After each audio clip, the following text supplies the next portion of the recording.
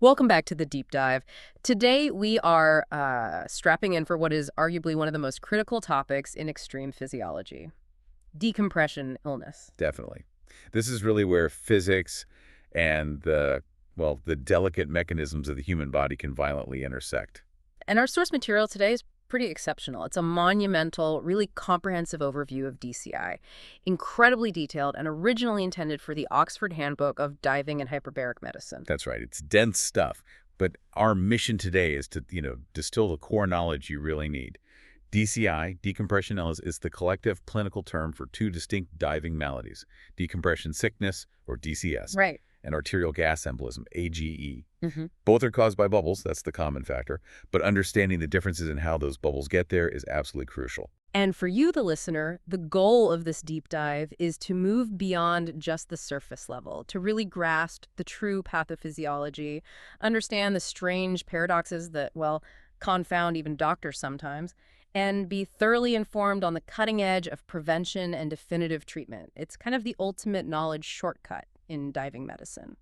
Yeah, and we absolutely have to start by establishing the terminology because honestly, even within the medical community, this is where a lot of the chaos begins. Historically, DCS was defined as the disorder caused by inert gas, like nitrogen, coming out of solution during ascent. Okay, the gas dissolved in your tissues forming bubbles as pressure drops. Exactly. And AG, arterial gas embolism, that was the disorder caused by pulmonary barotrauma lung overpressure injury where air gets forced directly into the arterial circulation. So DCS meant nitrogen bubbles forming from within your tissues, and AGE meant like forced air bubbles from a lung rupture. That seems clear enough on paper.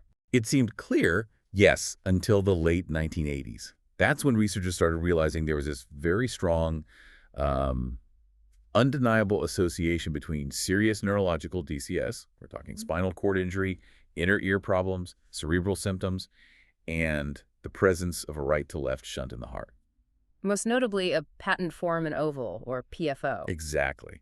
That structural heart defect, which is actually pretty common in the general population, maybe 25% of adults have some form of it. It lets venous blood bypass the pulmonary filter, the lungs. Okay.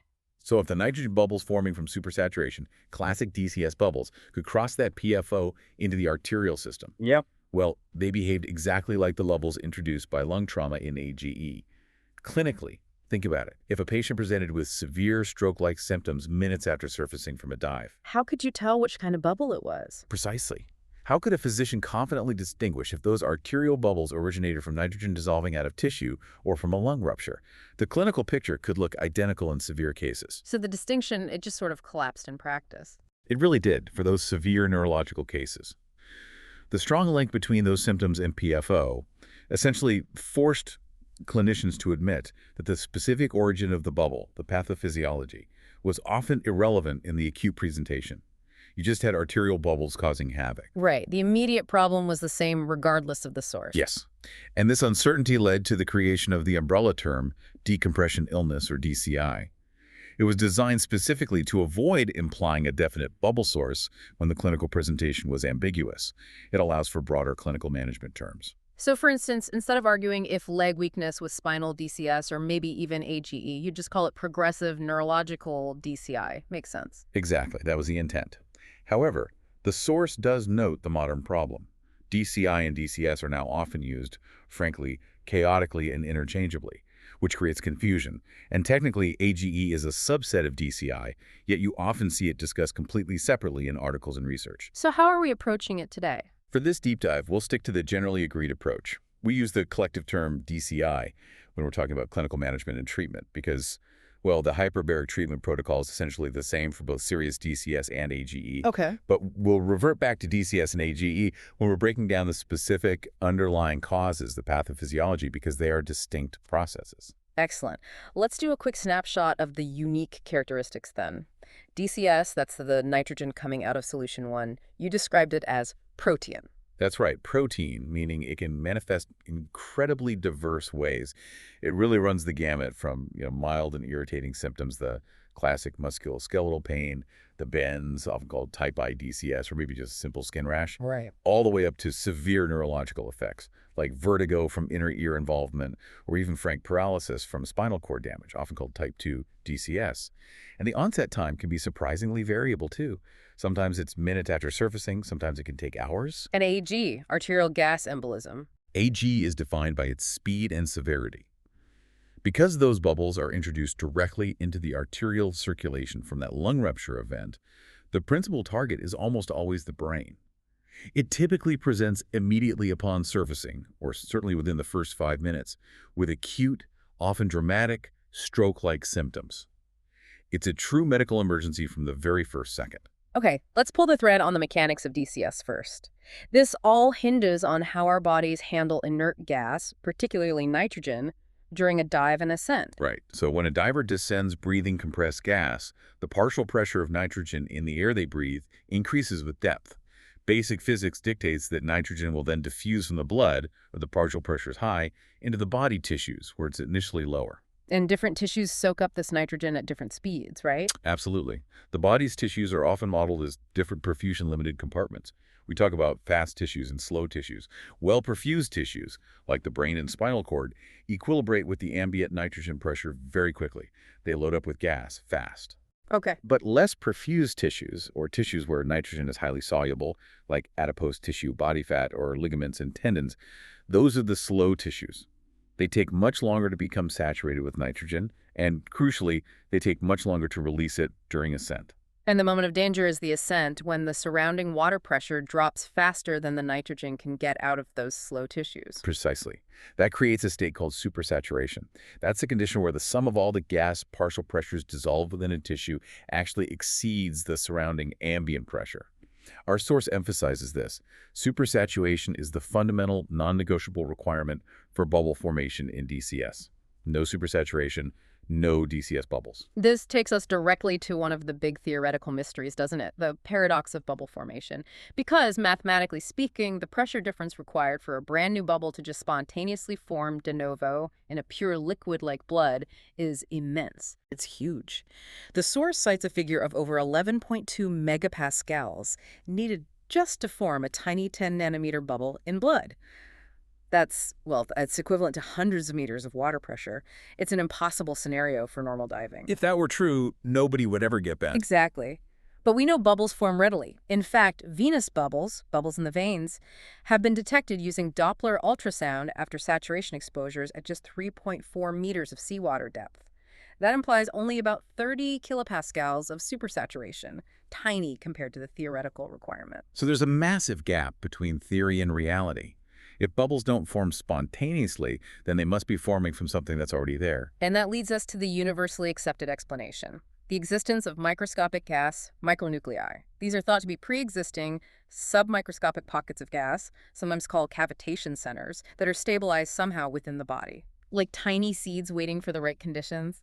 Exactly like seeds, they provide a surface or a starting point, allowing a bubble to grow at much, much lower supersaturation levels than theory would predict for spontaneous formation. The current thinking is that these micronuclei might reside in several places, perhaps stabilized in the blood itself, maybe trapped in tiny crevices on vessel walls, or potentially residing on hydrophobic surfaces within tissues. They're the key to unlocking bubble formation at physiological diving pressures. Okay, so these micronuclei allow bubbles to grow when supersaturation occurs. And once they grow large enough in the tissues or capillaries, they enter the venous system. Yes, that's when we call them venous gas emboli, or VGE. These are the intravascular bubbles we can detect, typically using Doppler ultrasound placed over major veins, or sometimes echocardiography. And what do we know about these VGE? Well, they primarily form in the capillaries and venules of those slower tissues. Then they coalesce and pass into the larger veins, heading back towards the heart. In humans, VGE usually start appearing within about 15 minutes of surfacing from a dive, and they can persist, sometimes in large numbers, for several hours afterwards. Size-wise, they tend to be pretty small, mostly in the 20 to 40 micrometer range in humans, though larger ones have been seen in animal models. This brings us to another huge puzzle, the VGE paradox, which is absolutely central to modern diving science and safety. It really is. The paradox is this. We know there's a correlation between high VGE grades, meaning detecting lots of bubbles post-dive, and an increased statistical risk of DCS. However, the link isn't that strong individually. It's terrible predictive value, actually. The source cites a large study of air dives, where less than 10% of the divers who had the highest detectable grades of VGE actually reported any symptoms of DCS. Wow, so you can be full of bubbles and feel absolutely fine. The vast majority of the time, yes. This tells us a couple of really important things. First, the presence of VGE is clearly a necessary condition for DCS. You need bubbles, but it's definitely not sufficient on its own. Okay. Second, it implies that the filtering capacity of the lungs, which we'll get to, must be incredibly efficient at removing these bubbles. And third, there must be profound individual variability, maybe genetic factors, maybe transient physiological states, in how our bodies respond to a given bubble load. Some people just seem more susceptible to the effects of bubbles than others, even with the same exposure. But when those bubbles do cause problems, or when there are just too many of them, the consequences aren't just about physically blocking blood flow, are they? They trigger a whole cascade of biochemical trouble. Oh, absolutely. Bubbles are highly prothrombotic and inflammatory. Think of the gas-liquid interface of the bubble surface as a potent biological trigger. It activates platelets, it activates the complement system, the kinase system, and the entire coagulation cascade. It's like throwing a chemical flare into the bloodstream. And white blood cells get involved too. Yes, leukocytes, the white blood cells, aggregate on the bubble surface, and they also stick to the endothelial lining of the blood vessels, which gets damaged by the bubbles passing by. These activated leukocytes release inflammatory mediators, causing further damage. So many of the symptoms, especially the milder ones, might not even be from the bubble itself blocking something, but from the systemic inflammatory response. That's a major part of the current understanding, yes. This systemic activation is thought to be responsible for many of the generalized constitutional symptoms divers sometimes feel, even after uneventful dives. Things like unusual fatigue, malaise, headache, maybe feeling like you're coming down with a virus. Right. And in severe DCS, this inflammatory cascade is what underpins the dangerous henoconcentration thickening of the blood and sometimes even shock that could occur. In the worst cases, it can progress to disseminated intravascular coagulation, or DIC, where clotting goes haywire throughout the body, which is incredibly life-threatening. Let's delve a bit deeper into that specific mechanism proposed for spinal cord injury and DCS. The source mentioned venous infarction. Yes, the venous infarction hypothesis. This is particularly relevant for spinal cord DCS. The theory suggests that bubbles forming or accumulating in the epidural vertebral venous plexus, that's a complex network of low-pressure veins surrounding the spinal cord, trigger local coagulation and inflammation. Okay. This inflammation and clotting can lead to venous stasis, basically congestion, within that plexus. If the venous drainage from a section of the spinal cord is blocked, it can cause a venous infarction tissue death due to lack of blood outflow, rather than arterial blockage. And that explains why some spinal cord injuries don't respond well to recompression. That's the thinking, yes. If the damage is due to an established infarction, simply shrinking the bubbles later with recompression might not restore function to the damaged tissue. The structural injury has already occurred.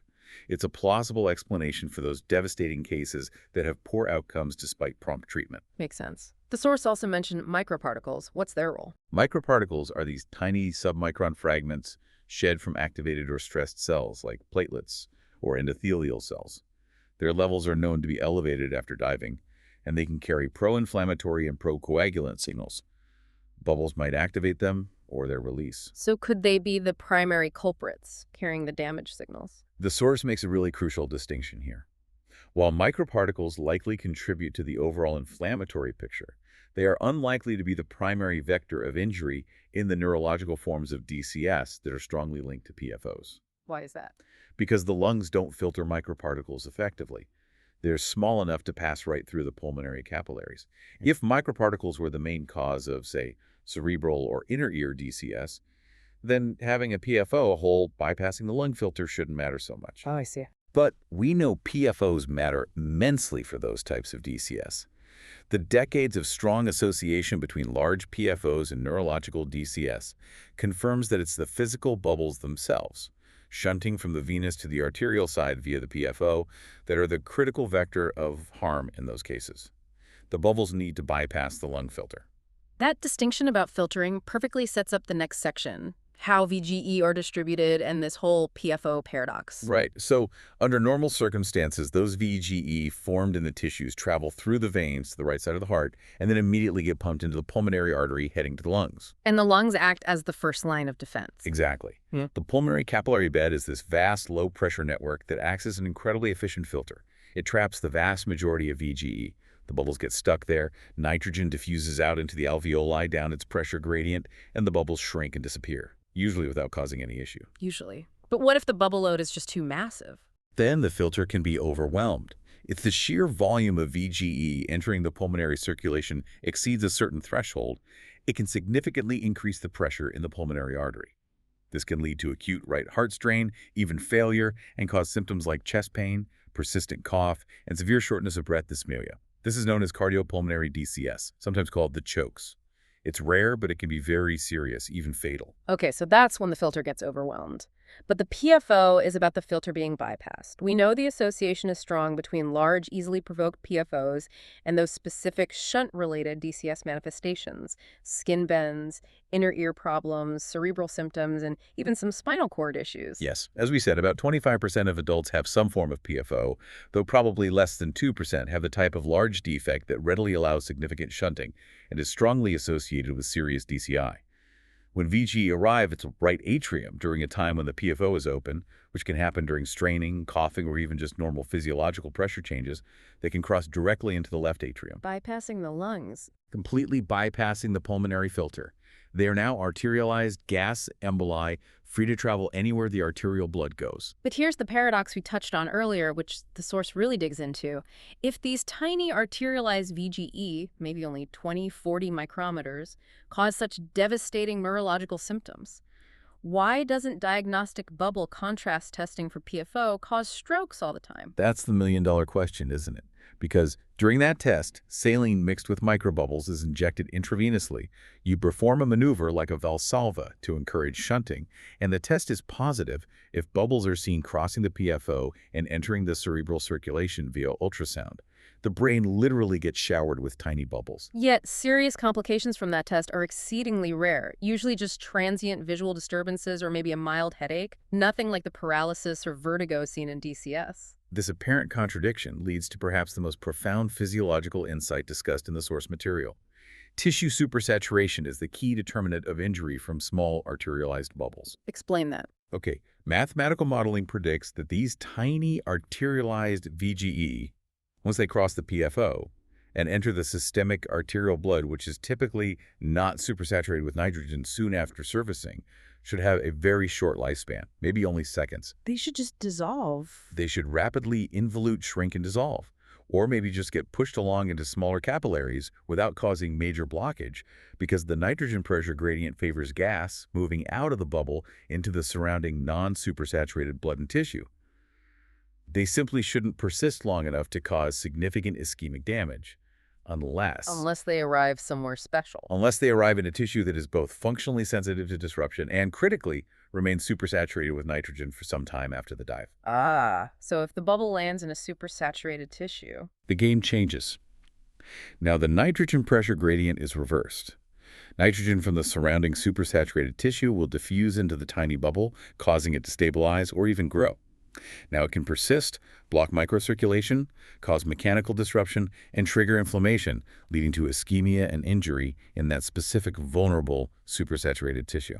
That provides a beautifully elegant explanation for the selective vulnerability of the inner ear in PFO-related DCS. It really does. The inner ear, specifically the delicate structures of the cochlea and vestibular system, is considered a relatively slow tissue compared to the brain, meaning it takes longer to off-gas its nitrogen load.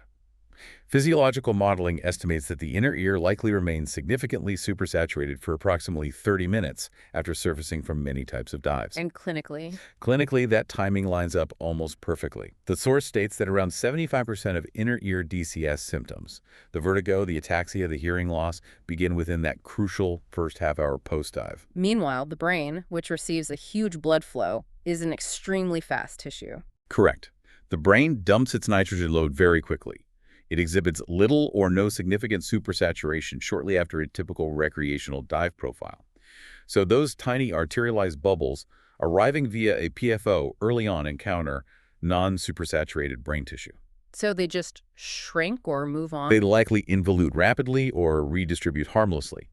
This explains the striking clinical observation that about 75% of inner ear DCS cases present with only inner ear symptoms, even though the bubbles must have passed through the cerebral circulation first to get there.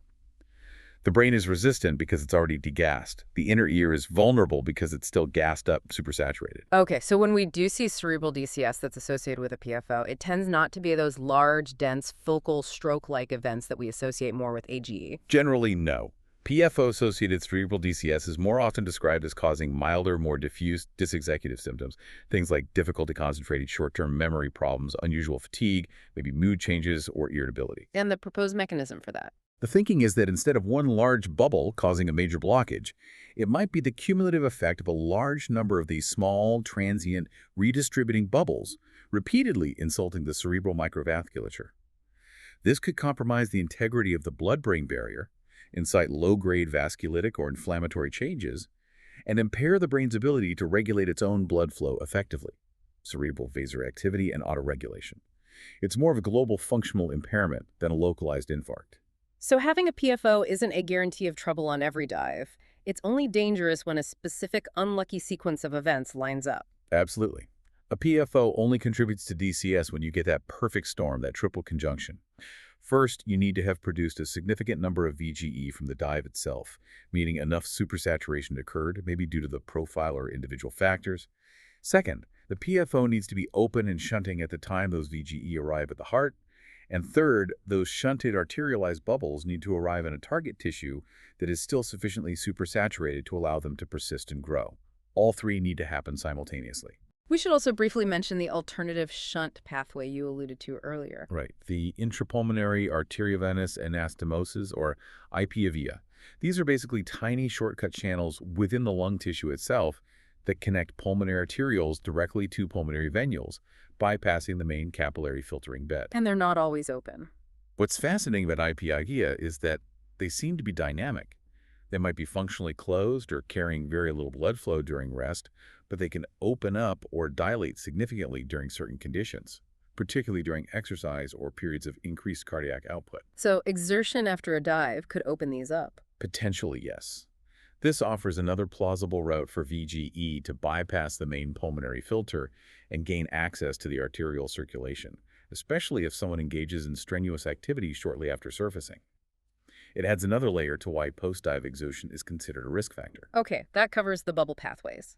Let's turn now to the broader array of established DCS risk factors. Some are pretty obvious, like messing up your dive plan, but the physiological ones are really complex. Yeah, obviously, major profile violations, ascending way too fast, blowing through decompression stops, exceeding depth time limits according to your tables or computer, those clearly increase risk. But, and this is key, strict compliance with a table or computer doesn't guarantee safety, and conversely, minor violations don't automatically guarantee you'll get bent. The interplay with physiological and environmental factors is often more determinant. Let's start with one that comes up all the time, flying after diving. Right. The issue here is the reduced ambient pressure in an aircraft cabin. Even though commercial jets are pressurized, it's typically only to the equivalent altitude around 6,000 to 8,000 feet, or about 2,400 meters. Just like making another ascent. Exactly. It effectively reduces the surrounding pressure, which increases the supersaturation level in any tissues that haven't fully completed their nitrogen washout from the dive. This added pressure reduction can easily be enough to precipitate DCS symptoms that might not otherwise have occurred, or significantly worsen mild symptoms that were already present. Hence the standard recommendations for waiting before flying. Yes. The common guideline, especially after multiple dives over multiple days or dives requiring decompression stops, is to wait at least 24 hours before flying. For simpler, single no-decompression dives, shorter intervals might be acceptable, but 24 hours is the generally safe advice for most recreational diving scenarios. Temperature is highlighted in the source as having a really marked effect on risk. That surprised me a little. The data on temperature influencing DCS risk is actually very strong and consistent. The most dangerous scenario is becoming significantly cooler, particularly peripherally during the decompression phase of the dive or immediately afterwards. Why is getting cold bad? Because peripheral cooling causes vasoconstriction. Your surface blood vessels clamp down to conserve core heat. This dramatically reduces blood flow to the skin and limbs, which significantly hinders the washout of dissolved nitrogen from those tissues during ascent. You trap gas in the periphery. Okay, and the lowest risk scenario. Conversely, the lowest observed risk is seen in exposure profiles, where the diver transitions from being cooler while at the bottom phase, which might slightly reduce initial gas uptake, to being warmer during the ascent and decompression phase. Warming promotes peripheral vasodilation and enhances gas washout when you need it most. So staying warm during deco is crucial. And the effects of exercise seem to depend entirely on when you do it. That's absolutely critical. If you exercise heavily at depth during the bottom phase, you increase cardiac output and tissue perfusion. This accelerates the rate in which your tissues absorb inert gas, increasing your overall nitrogen load and therefore increasing your DCS risk for a given depth and time. But exercise during the stops might be okay? Mild to moderate exercise during decompression stops might actually be beneficial. It can transiently improve perfusion to tissues and slightly enhance gas washout, potentially reducing the formation of VGE, as long as it's not so strenuous that it significantly increases metabolic rate or causes excessive bubble nucleation. But the big no-no is after the dive. Yes. Strenuous exercise, or heavy lifting or straining after surfacing, must be avoided for several hours. As we discussed, the associated Valsalva effect, holding your breath and straining, can increase pressures in the chest, potentially promoting right-to-left shunting of any circulating VGE through a PFO, or perhaps opening up those IPLV channels. What about physical factors like body composition and hydration status? Obesity is consistently cited as a risk factor. Nitrogen is about 5 times more soluble in fat, adipose tissue, than it is in water or lean tissue. This means individuals with a higher percentage of body fat will absorb more nitrogen overall for a given dive profile, and crucially, they will release it much more slowly post-dive. So more bubbles for longer. Potentially, yes. The prolonged release of nitrogen from large fat stores might lead to higher numbers of EGE circulating for a longer period after the dive, possibly increasing the window of opportunity for shunt-related DCS to occur even hours later. And hydration. We're always told to drink water. Dehydration is thought to compromise inert gas washout by reducing blood volume and potentially increasing blood viscosity, which could impair perfusion to some tissues. While the direct evidence proving a strong link between mild dehydration and DCS risk in humans is perhaps not as robust as for other factors, the physiological principle makes sense. Avoiding dehydration is universally accepted as a sensible and easy risk reduction strategy. It certainly won't hurt, and it likely helps optimize gas transport. Okay, let's move on to the actual clinical picture. The source gives some useful stats on manifestations, reminding us that most DCI cases, about 93% in recent series, are DCS rather than AGE. Right, and the overall incidence in recreational scuba diving is thankfully very low, maybe around 1 case per 10,000 dives, although underreporting of mild symptoms is likely common. Technical diving, with its longer and deeper exposures, has a much higher incidence, especially for self-reported symptoms. What about how quickly symptoms appear, the latency? Latency is key for diagnosis and triage. Symptoms typically appear quite rapidly, especially for the more serious manifestations. The data suggests about 73% of mild cases and a striking 98% of severe cases develop symptoms within just 1 hour of the diver surfacing. And almost well within 6 hours. Yes, 99% of all DCI cases, regardless of severity, appear within 6 hours of surfacing. This relatively short latency window is vital. Symptoms starting, say, 24 hours after a dive are very unlikely to be DCI. However, it's also noted that delayed reporting of symptoms is common due to denial, embarrassment, or diverse, hoping things will just get better on their own. Let's run through the key organ systems affected in DCS. The most common is musculoskeletal pain, right? The bends. Yes, affecting somewhere between 50 and 65% of reported cases. It's typically described as the deep, boring, toothache-like pain, often localized to the larger joints like the shoulder, elbow, hip, or knee, or sometimes in the muscles themselves. And crucially, as we noted before, this type of pain is never associated with having a PFO. Suggesting it's caused by bubbles forming outside the blood vessels. That's the strong implication, yes. Likely extravascular bubbles forming directly within the ligaments, tendons, joint capsules, or periosteum, the tissue surrounding bones, causing mechanical distortion and inflammation. Spinal cord involvement is also worryingly frequent, around 20 to 30% of cases. And this represents serious DCS. It typically presents with symptoms below the level of the lesion, often weakness or paralysis, usually affecting both legs, paraplegia, or dense numbness and tingling, paresthesia. The white matter tracts within the spinal cord seem to be more vulnerable than the gray matter, possibly due to differences in blood supply or bubble trapping in the venous plexus we discussed. And then the manifestations strongly linked to PFO shunting skin and inner ear. Skin manifestations occur in about 10–20% of cases. This can range from simple itchy rashes or patches of redness, erythema, to the more specific and diagnostically significant cutis marmorata.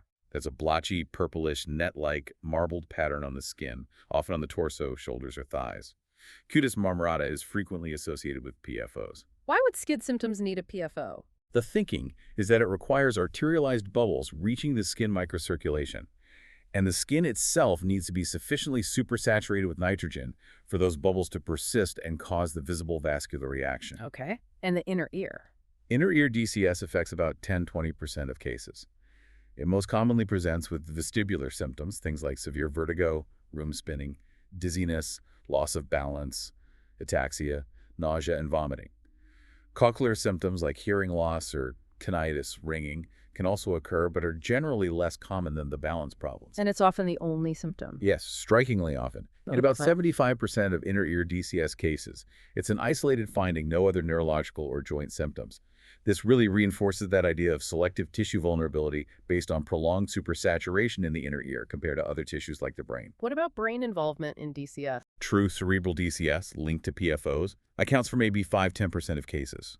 As we discussed, it's typically those milder, diffuse, dysexecutive symptoms, concentration or memory difficulties, maybe personality changes, rather than the dense focal stroke-like deficits we see in AGE. And finally, those vague constitutional symptoms. Right, things like unusual or profound fatigue, malaise, headache, loss of appetite, sometimes described as feeling like you have a bad flu. These are reported quite commonly, maybe 20–40% of cases, often alongside other symptoms, and are thought to reflect that systemic inflammatory response to circulating bubbles. We've thoroughly covered DCS now. Let's pivot to its partner in DCI, arterial gas embolism, AGE, which is a fundamentally different beast, a mechanical injury. It is pure pulmonary barotrauma, lung overpressure injury.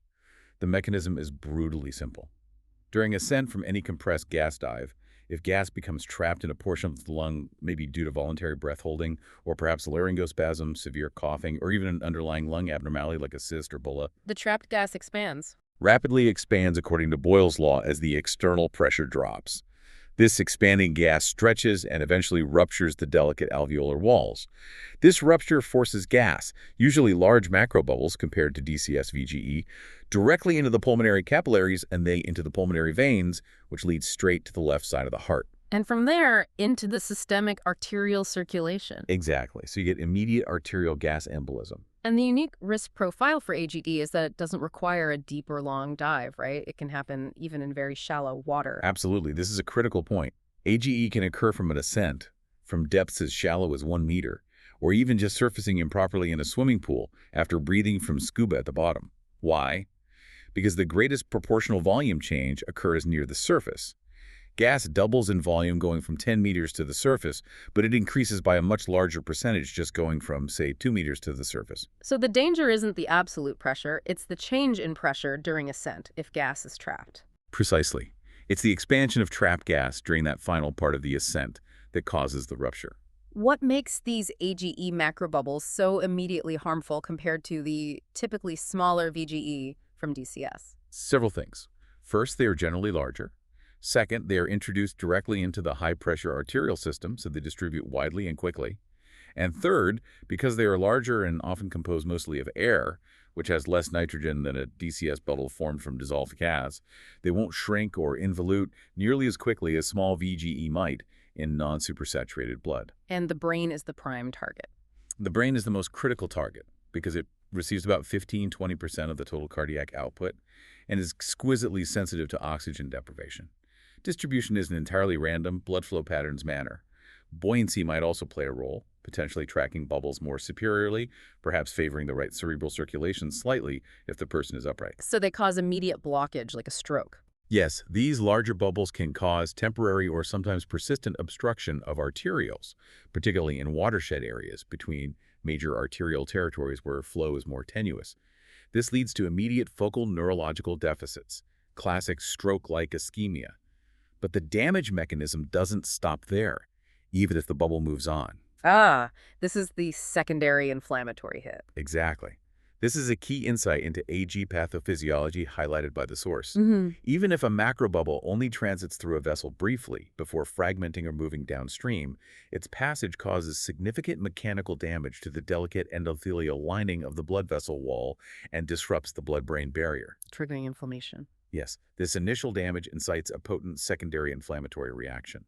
Leukocytes accumulate at the site of injury, inflammatory mediators are released, and this can lead to a progressive decline in regional cerebral blood flow, sometimes hours after the initial embolic event. This inflammatory cascade can also impair the brain's normal ability to regulate its own blood flow, cerebral autoregulation. And that delayed effect helps explain why AG symptoms can sometimes seem to improve spontaneously at first, but then suddenly worsen later or relapse. That's the thinking. About 50% of AGG patients show some degree of spontaneous improvement shortly after the event, which is usually attributed to the initial bubble fragmenting and moving out of a critical vessel, restoring some flow. But a relapse can occur hours later, potentially due to that progressive worsening of blood flow caused by the secondary inflammation. Or maybe just moving the patient. That's another possibility mentioned, re-embolization. If bubbles were trapped somewhere, perhaps a change in the patient's posture, like moving them from lying flat supine to sitting upright, could dislodge those bubbles and send them back into the cerebral circulation, causing a relapse. Hence the emphasis on keeping AGT patients supine. The latency for diving-related AG symptoms is the fastest of all DCI, isn't it? It is typically lightning fast. The source quotes data showing 83.6% of cases exhibit symptoms within just 5 minutes of surfacing. It's usually immediate or very nearly immediate. And the symptoms reflect that immediate brain impact. Yes, they are often dramatic and focal. Loss of consciousness is very common, reported in anywhere from 39% to 81% of cases depending on the series. Other frequent symptoms include sudden confusion or disorientation, 37%, hemiplegia or one-sided weakness, 27%, visual disturbances, seizures, or other clear stroke-like signs. Cardiac symptoms like chest pain or even cardiac arrest can also occur if the coronary arteries are embolized. And here's a crucial diagnostic point from the source. You shouldn't rule out AG just because the diver doesn't have obvious signs of lung injury. That is incredibly important. The source confirms that only about 58% of confirmed diving AG cases actually show concurrent symptoms or signs of the underlying pulmonary barotrauma, things like coughing up blood, hemoptysis, chest pain suggestive of pneumothorax, or subcutaneous emphysema, air under the skin. So more than 40% have no lung signs. Correct. Therefore, the absence of those lung injury signs should never be used to discount a diagnosis of AGE if the clinical presentation fits, meaning acute onset of serious neurological symptoms immediately upon or within minutes of surfacing from a compressed gas dive. You have to treat based on the neurological picture. Okay, we have a solid grasp of the mechanisms now. Let's look at prevention strategies, starting with the complex and sometimes contentious world of decompression modeling. Right. This is where the so-called model wars were fought in the technical diving community particularly. Broadly, you have two main families of models trying to predict safe ascent profiles. First, the traditional gas content models. Like Haldane or Bullman algorithms found in most dive computers. Exactly. These models conceptualize the body as a series of parallel tissue compartments, each with a different half-time for gas uptake and elimination. They calculate the theoretical nitrogen pressure in each compartment throughout the dive and ascent. Decompression stops are mandated when the calculated pressure in the leading or controlling tissue compartment reaches a predetermined maximum allowable supersaturation limit, or M value. And their characteristic. They generally tolerate a moderate degree of supersaturation, especially in the faster tissues early in the ascent phase, leading to relatively shallower initial decompression stops compared to the other main type of model. Which are the bubble models. Yes, models like the varying permeability model, VPM, or reduced gradient bubble model, RGBM. These came later and sounded perhaps more physiologically sophisticated because they didn't just track dissolved gas. They explicitly attempted to use the gas content calculations to predict the actual size and number of bubbles that would likely form and grow for a given level of supersaturation. And how did that change the ascent profile? Their defining characteristic, based on the theory of limiting bubble growth, was the requirement for deeper initial stops during the ascent compared to the gas content models. The idea was to control supersaturation in those faster tissues much earlier in the ascent to prevent excessive initial bubble formation. This philosophy of deep stocks became hugely popular in technical diving for a while, didn't it? It seemed intuitively safer. It did. The theoretical appeal was strong, and deep stops were widely adopted. However, then came the contradictory evidence, most notably from a landmark study conducted by the U.S. Navy Experimental Diving Unit, NEDU. What did the NEDU study show? It was a head-to-head comparison. They tested divers on profiles carefully designed using a leading bubble model, mandating deep stops, against profiles designed using a standard Navy gas content model with shallower stops for the same overall dive exposure. The results were, frankly, shocking to many proponents of deep stops. The deep stops were worse. Yes.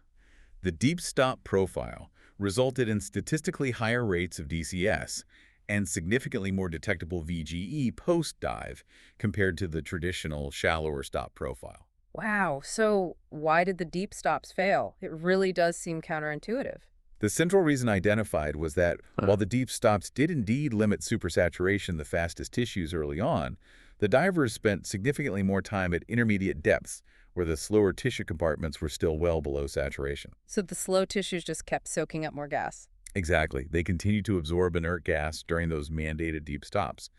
This meant that later in the ascent, and particularly after surfacing, the total amount of residual nitrogen remaining across all tissue compartments, the total integrated supersaturation, was actually greater following the deep stop profile.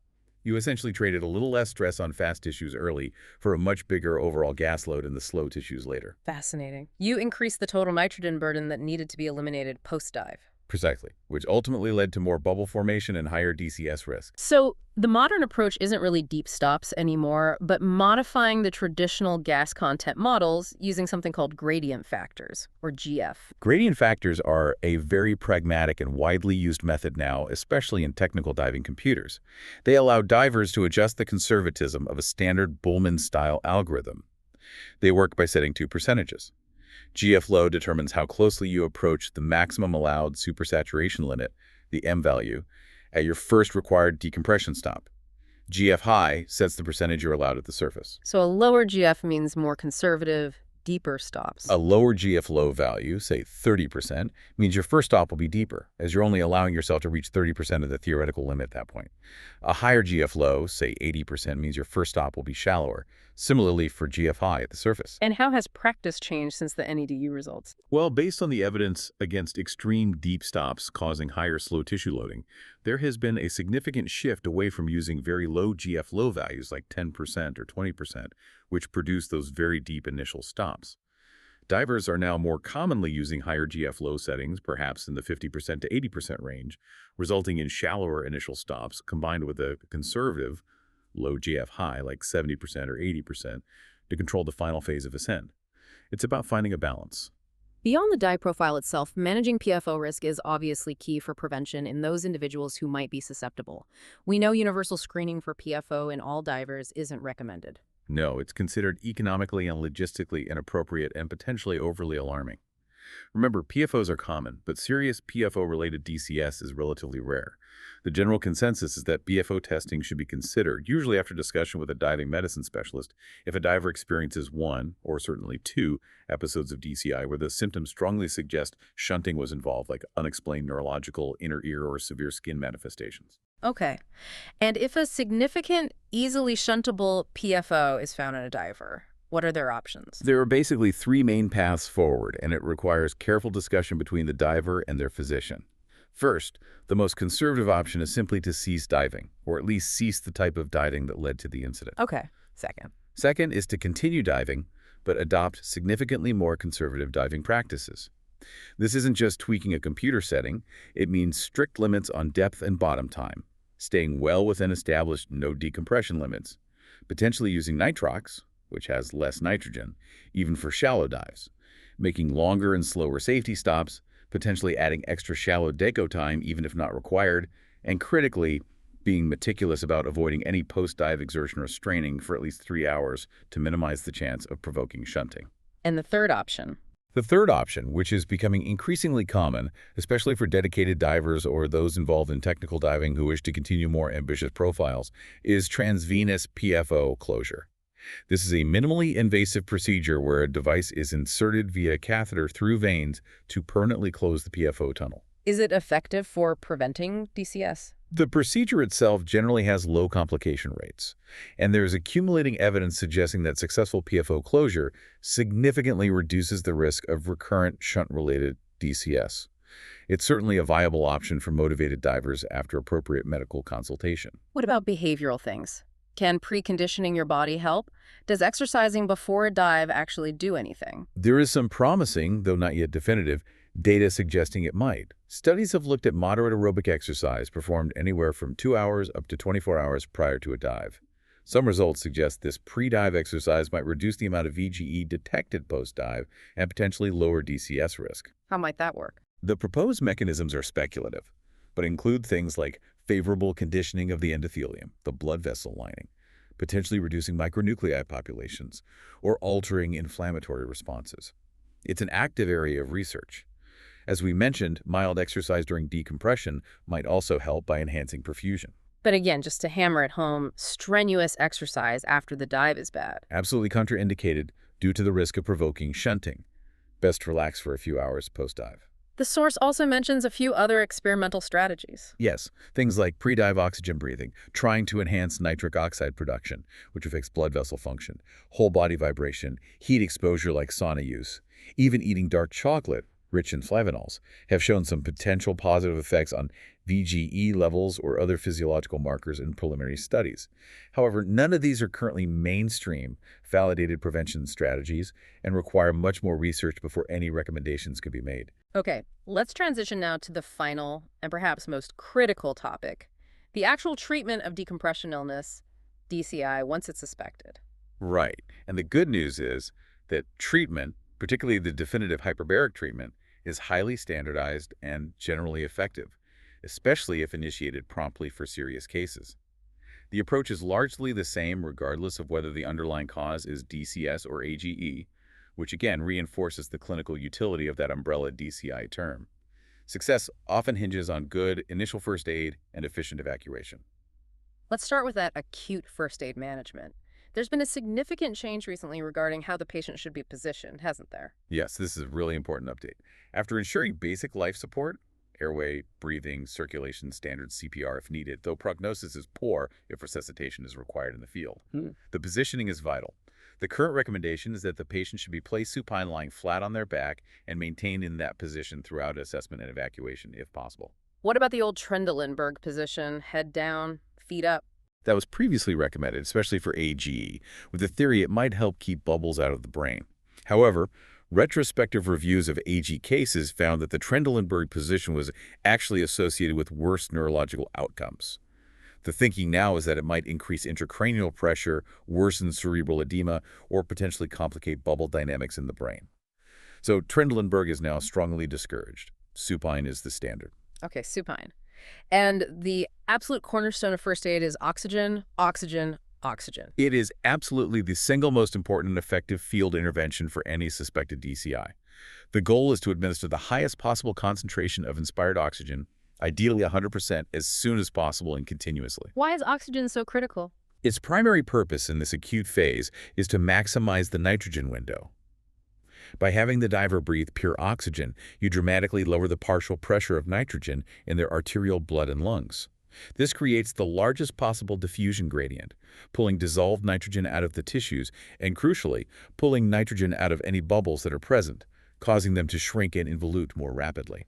And how should it be delivered? Does a simple mask work? The source is very clear on this. Simple hospital-style Hudson masks, or basic nasal cannulas, are generally ineffective for delivering the near 100% oxygen needed.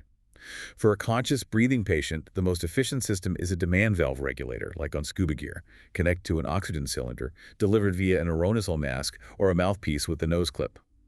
For unconscious patients or those needing breathing assistance, a bag valve mask system with an oxygen reservoir or a high-concentration non-rebreather mask with a good seal is necessary. Keep the oxygen going until expert help arrives. Absolutely. Maintain high-flow oxygen delivery continuously, at least until handover to emergency medical services or contact with a diving medical expert who can advise further.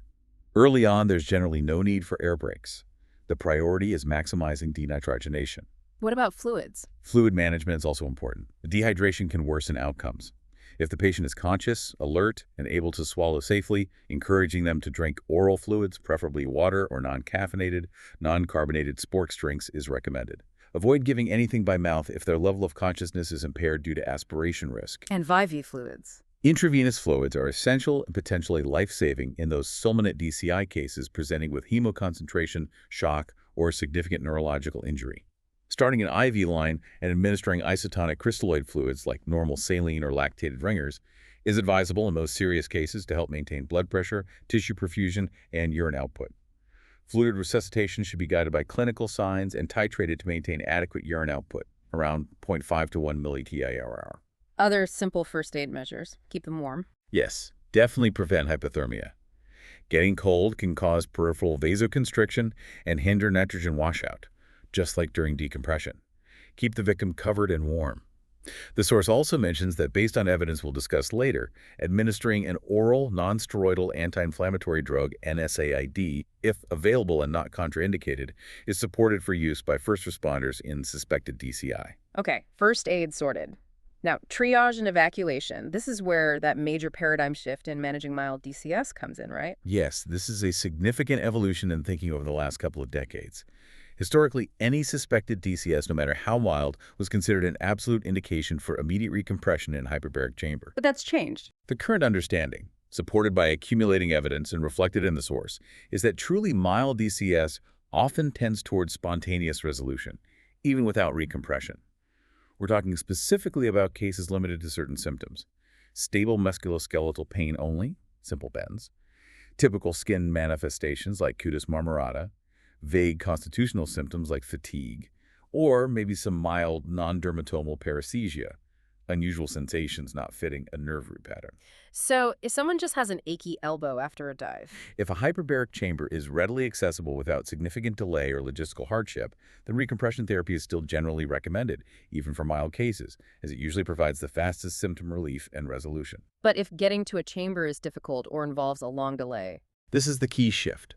If chamber access is logistically difficult, involves prolonged travel or significant expense, then for these carefully defined mild cases, local treatment without immediate recompression is now considered a legitimized option, provided serious neurological or cardiopulmonary symptoms have been confidently ruled out, ideally after consultation with a diving medicine expert. why is the delay less critical for preventing long-term problems in mild cases? Research suggests that for mild DCS, delays to recompression beyond about 6 to 8 hours are highly unlikely to influence the risk of developing serious long-term sequelae, the most feared of which is dysbaric osteonecrosis, or DON.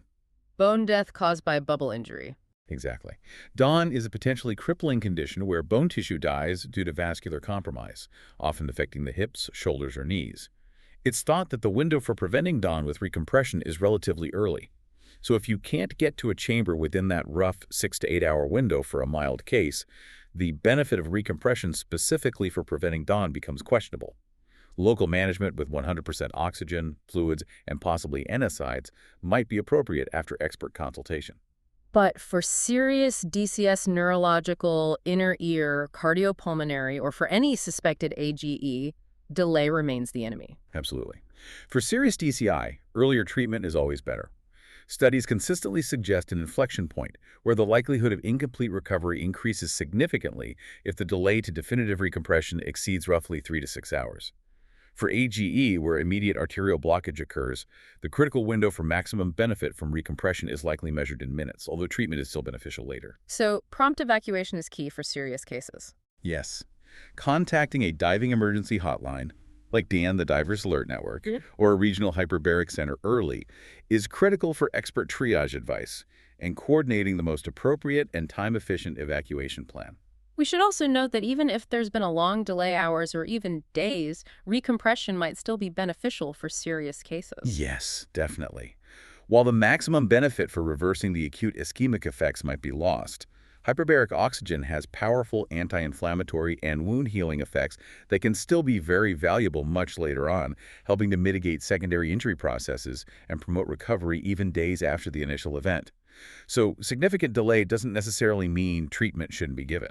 Regarding evacuation, especially by air, altitude is the major hazard. Altitude exposure must be minimized during transport, as it will worsen DCI by reducing ambient pressure. The gold standard for air evacuation is a dedicated fixed-wing air ambulance capable of maintaining sea-level cabin pressure, a 1-atmosphere flight. But that's often not practical or available. What about helicopters? Helicopters are often more practical for shorter distances or rescue scenarios. However, their flight altitude must be kept as low as safely possible, typically avoiding cruising altitudes above 500 to 1,000 feet, about 150 to 300 meters above ground level.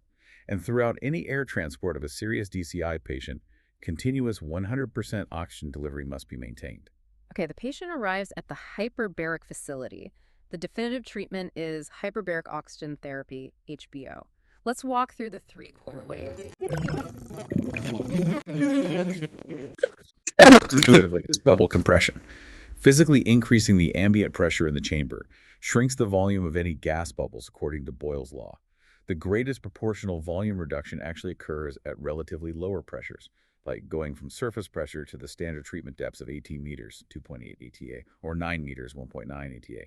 This physical shrinkage helps to reduce the bubble size, distort its shape, potentially dislodge it from where it's stuck, and enhance its redistribution to less critical areas or allow flow restoration. Makes sense. Shrink the bubble. What's second? Second is preventing further bubble growth and enhancing inert gas washout. By compressing the patient to a pressure significantly higher than the partial pressure of nitrogen or other inert gas dissolved in their tissues, you immediately reverse the diffusion gradient that was causing bubbles to form or grow in the first place. Now, the pressure gradient strongly favors nitrogen moving out of the tissues and out of the bubbles into the blood, where it can be transported to the lungs and exhaled. Breathing 100% oxygen at pressure dramatically maximizes this washout effect, the oxygen window. So it stops the problem getting worse and speeds up the cleanup. And the third mechanism is maybe less obvious, but perhaps the most critical for long-term recovery. That's the anti-inflammatory and cellular repair action. This is where HBO goes beyond just physics. Breathing oxygen at high pressure has complex effects on cell signaling pathways. It significantly reduces the activation and adhesion of leukocytes, white blood cells, to damaged blood vessel walls, suppresses the production of harmful inflammatory mediators, reduces tissue edema, swelling, and promotes angiogenesis, new blood vessel growth, and wound healing processes. So it actively fights the secondary damage cascade. Exactly. This anti-inflammatory effect is likely a major reason why HBO can still be beneficial even when administered hours or days after the initial bubble injury occurred. It helps to calm down the damaging downstream biological response. The workhorse initial treatment protocol for serious DCI is the U.S. Navy Treatment Table 6, or T6. Can you outline that? T6 is the standard initial recompression schedule used worldwide for most cases of serious DCS and all cases of AGE. The patient is taken down fairly rapidly to a pressure equivalent to 18 meters of seawater, SW, which is 2.8 atmospheres absolute ATA, or 284 kilopascals. And they breathe oxygen there. Yes. At 18 meters, they breathe 100% oxygen for a total of 60 minutes. But this is broken up into 3 20-minute oxygen breathing periods, each separated by a 5-minute break where they breathe chamber air. Then what? After the 18-meter phase, they are slowly decompressed, like a diver ascending, up to a shallower depth of 9 millisecond, 1.9 ATA or 193 kLp. At this depth, they have a slightly longer air break, usually 15 minutes, followed by 2 longer oxygen breathing periods, typically 60 minutes each, separated by another 15-minute air break. And there's a slow final ascent back to surface pressure. How long does the whole T6 take? The minimum total time for a standard T6 is 285 minutes, or 4 hours and 45 minutes. Why all those air breaks during the oxygen breathing? Seems counterintuitive if oxygen is good. The air breaks are absolutely critical for patient safety. Breathing 100% oxygen at pressures of 1.9 ATA and especially 2.8 ATA for extended periods carries a risk of central nervous system, CNS, oxygen toxicity, the main manifestation of which is seizures, similar to epileptic seizures. So the air breaks prevent oxygen poisoning. Precisely. Periodically interrupting the oxygen breathing with air allows the level of dissolved oxygen in the brain tissue to drop back down slightly, significantly reducing the cumulative oxygen dose and lowering the risk of provoking a seizure. Patient safety is paramount. Is T6 always followed exactly as written? Can it be modified? T6 is flexible. If the patient's symptoms, particularly serious neurological deficits like paralysis or profound weakness, are not significantly improving during the standard table, the treating physician can elect to extend the table. Typically, extensions involve repeating the last oxygen breathing period at either the 18-meter depth or the 9-meter depth, or sometimes both. T6 can be extended up to 2 times if necessary and tolerated. Persistence of serious neurological signs is a strong indication for considering extensions. What about for those milder cases of DCS or for follow-up treatments? Is there a shorter option? Yes. The U.S. Navy Treatment Table 5, or T5, is a much shorter protocol lasting about 85 minutes total. It basically involves two 20-minute oxygen periods at the 18-meter (2.8 ATA) depth, separated by an air break, followed by ascent. T5 is often used as the initial treatment for those clearly defined cases of mild, pain-only DCS that respond very quickly, or more commonly, it's used for subsequent follow-up hyperbaric treatments after an initial T6. How many follow-up treatments are usually needed? Follow-up treatments, typically using T5 or other shorter, shallower oxygen-only tables, like Treatment Table 9, are generally recommended daily until the patient achieves complete resolution of their symptoms or until they reach a point where there is no further significant improvement noted over 2 consecutive treatment days, what's called a recovery plateau. Okay, that covers HBO. What about adjunctive therapies, drugs, and fluids used alongside recompression? We already mentioned aggressive IV fluid resuscitation being potentially life-saving in shocked, fulminant DCI cases. Fluids should always be considered to maintain good hydration and perfusion. But in terms of drugs, the evidence landscape is actually fairly limited. But the source highlights one class of drugs with solid human trial evidence specifically for DCI. Yes, that's the use of non-steroidal anti-inflammatory drugs, or NSIs. There was a well-conducted randomized controlled trial primarily using the NSAID tanoxicam given alongside standard HBO treatment for DCS. And what did that trial show? It demonstrated that the patients who received tanoxicam required significantly fewer follow-up recompression treatments to reach their point of maximum recovery compared to those who received a placebo. So NSAIDs help speed up or improve the overall recovery process. It suggests their anti-inflammatory properties provide a tangible benefit in mitigating the inflammatory component of DCS pathophysiology, leading to a more efficient recovery. The source suggests this is likely a class effect, meaning other common NSAIDs, like ibuprofen or naproxen, are probably similarly beneficial, which supports their use by first responders or early in treatment, assuming no contraindications like allergy or bleeding risk. What about lignocaine or lidocaine? It's often mentioned in protocols, especially for AG. Is there strong evidence for it? Lignocaine is interesting. It's a local anesthetic, but it also acts as a sodium channel blocker and has recognized anti-inflammatory properties. While it has not been proven effective in rigorous human clinical trials for DCI, it has shown significant neuroprotective effects in animal models of cerebral AGE, helping to delay neuronal damage after embolic stroke. So promising but not proven in humans. Exactly. Due to the compelling animal data showing potential neuroprotection and its anti-inflammatory actions, its use is considered potentially beneficial and is accepted by many hyperbaric physicians as a reasonable adjunctive therapy to consider in the early management of severe AGE, although it hasn't reached the level of a formal standard of care recommendation based on human trials. And one last drug mentioned, heparin. Is that used to treat the DCI itself? No. Low molecular weight heparin or other anticoagulants are not used to treat the primary DCI pathology. Their role is purely prophylactic.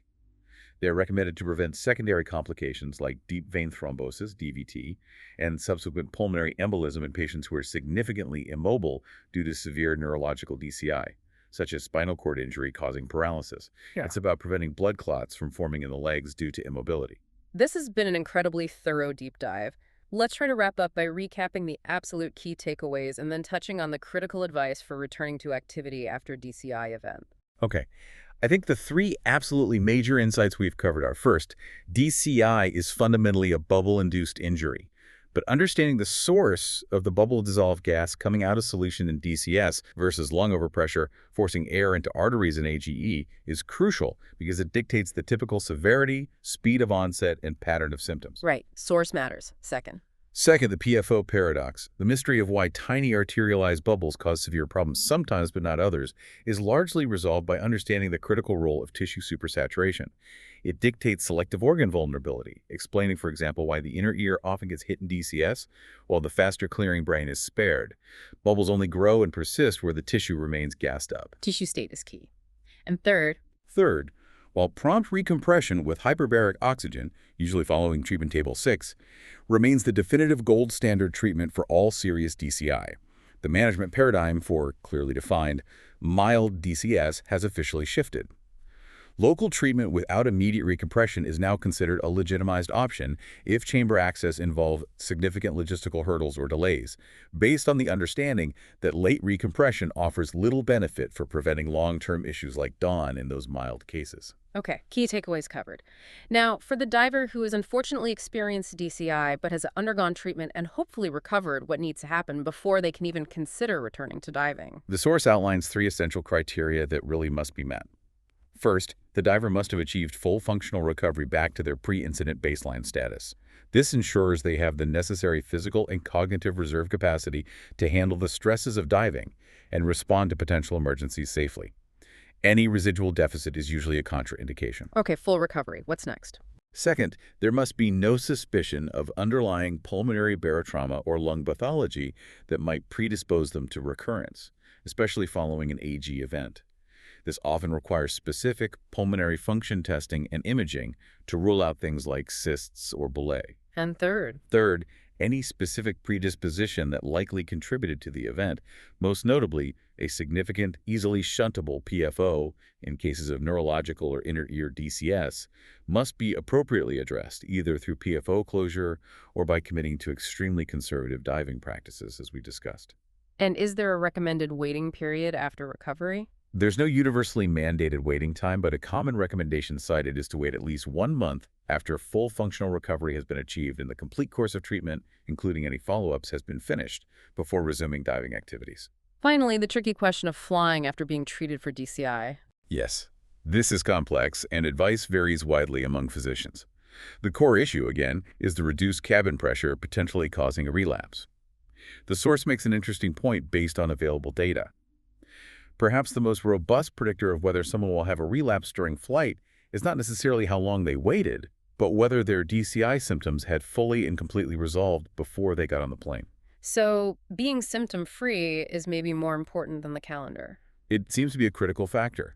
Flying with any residual symptoms appears to carry a significantly higher risk of relapse. Because any air travel still poses an inherent, albeit calculated, risk due to the unavoidable pressure reduction, the decision to fly after DCI absolutely requires a careful risk versus benefit discussion between the patient and their treating hyperbaric physician before any travel is undertaken. It needs to be individualized. Absolutely. Well, as we close out this incredibly detailed deep dive, let's leave our listeners with that provocative thought you mentioned earlier, which comes directly from the source material and really points towards the future of decompression science. Right. It stems from that observation made in controlled studies, Yeah. like those in NEDU.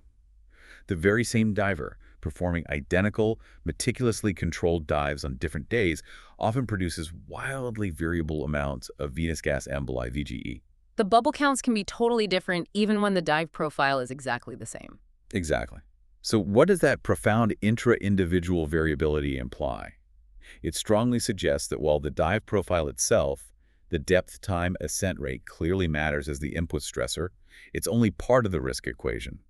There must be other significant transient individual physiological factors at play on any given day that strongly influence bubble formation and/or persistence from that same dive stress. Factors beyond just the physics of the dive. Yes. So if identical dives can yield vastly different bubble outcomes in the same person, the emphasis for future decompression science probably needs to shift. It shouldn't just be about endlessly refining mathematical models based solely on depth and time. The real frontier might be moving towards truly personalized decompression. How would that work? It would involve science focused on identifying, maybe even monitoring in real time, and potentially manipulating those critical individual physiological factors that influence bubble risk things, perhaps related to hydration status, recent exercise, diet, inflammation levels, maybe even genetic predispositions influencing micronuclei or endothelial function.